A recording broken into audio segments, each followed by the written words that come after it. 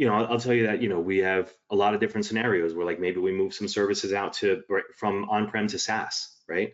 Maybe we move some infrastructure from a data center to a, infrastructure as a service provider, or from one infrastructure as a service provider to another one. Maybe I was in Azure and then I go to Google Cloud, or maybe I'm in Google Cloud and then I go to AWS, right? So there's going to be different things that, from the engineering perspective, right? There's going to be a team that says, oh, okay, we need to make sure that we have, firewalling in place. We need to make sure that we have like network firewall. We need to make sure that we have, web app firewall, all these type of things. Where are we getting like our threat intel from? Are we doing like threat detection?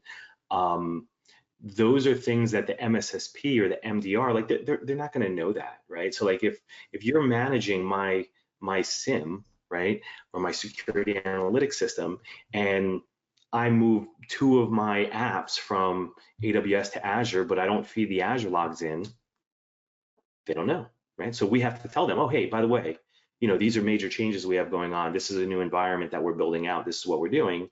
And then there should be some conversation around, oh, well, you're going over to Azure, what kind of like Defender stuff are you going to send in to us? What kind of this or that? So I would rely on my team to make sure and account for changes that we're making and that they're accounted for to the MDR. But then I would want the MDR to say, okay, with that knowledge, you're moving to this environment or moving to that SaaS platform or moving to this infrastructure as a service environment.